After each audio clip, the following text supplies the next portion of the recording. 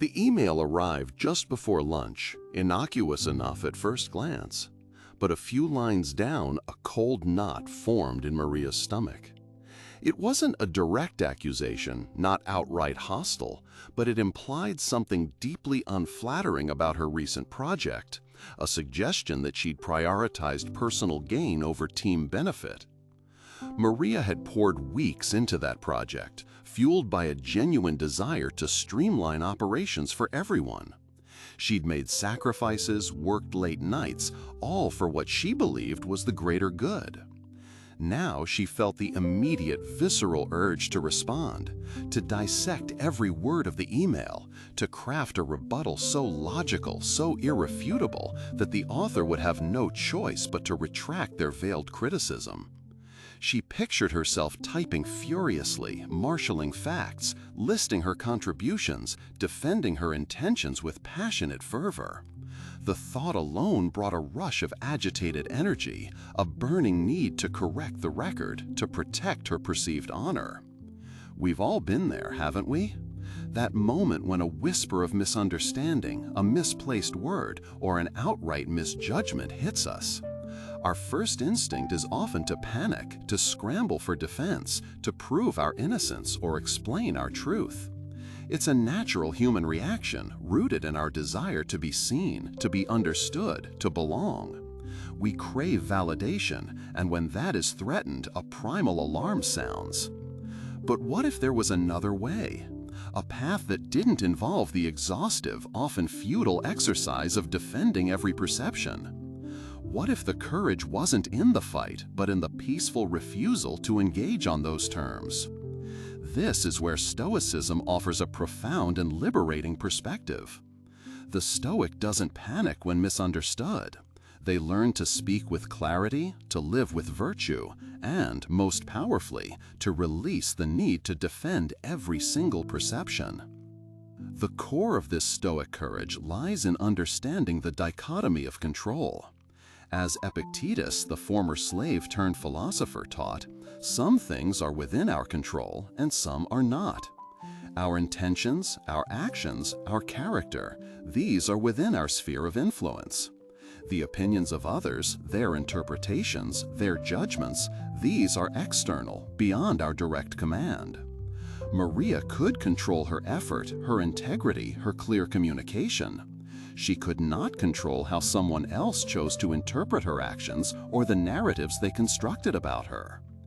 This doesn't mean Stoics are indifferent to truth or accountability. Far from it. The first step for a Stoic faced with misjudgment is to speak with clarity. This is not about winning an argument or convincing a hostile audience. It's about fulfilling your responsibility to articulate your position honestly and plainly. You state your truth, you explain your intentions, not to force acceptance, but to ensure that you have done your part in communicating effectively. Once you've spoken your truth, clearly and calmly, the burden of understanding shifts. You've cast your line. How the fish chooses to bite is no longer solely your responsibility. The aim is not to manipulate, but to lay bare your own integrity. Consider Marcus Aurelius, the Roman emperor, who wrote extensively about maintaining inner peace amidst the chaos of public life and constant scrutiny. He understood that true defense wasn't about shouting louder, but about the quiet, unwavering commitment to virtue. He wasn't suggesting passivity, but rather a profound inner strength. Your greatest defense, a Stoic would argue, is not your words, but your life itself.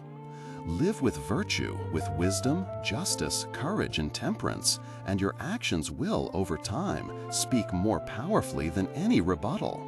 If your character is sound, if your intentions are pure, the truth of who you are will eventually shine through, often without you needing to lift a finger to polish it. This brings us to the most liberating aspect, releasing the need to defend every perception.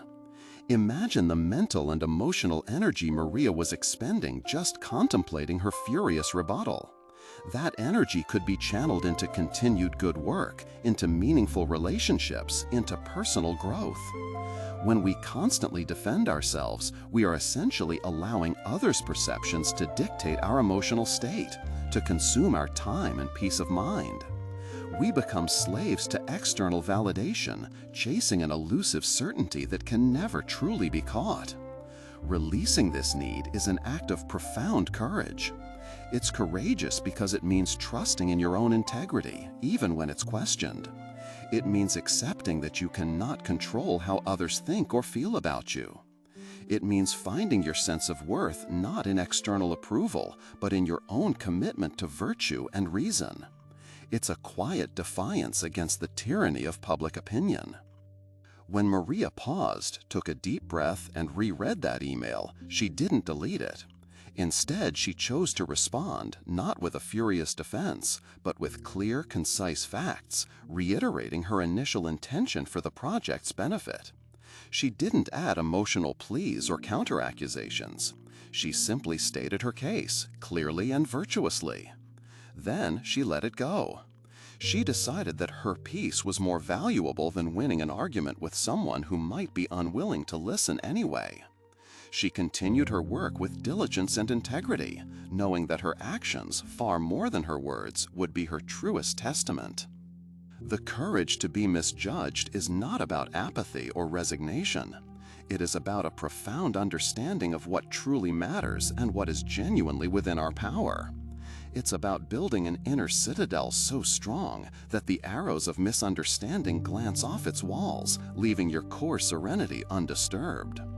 It's about speaking your truth clearly, living your life virtuously, and then, with profound wisdom, releasing the outcome to the universe.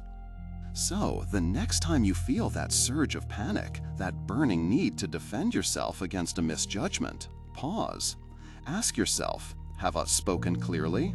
Am I living virtuously? And can I, with quiet strength, release the need to defend every perception, trusting that my true character will eventually shine through? This path, the Stoic path of no defense, is not an easy one, but it is deeply liberating. It offers a peace that external judgments cannot touch. What are your thoughts on this approach? Have you ever found freedom in letting go of the need to defend? Share your reflections in the comments below. And if you found value in this conversation, consider subscribing for more insights into living a more thoughtful and resilient life. Thank you for listening.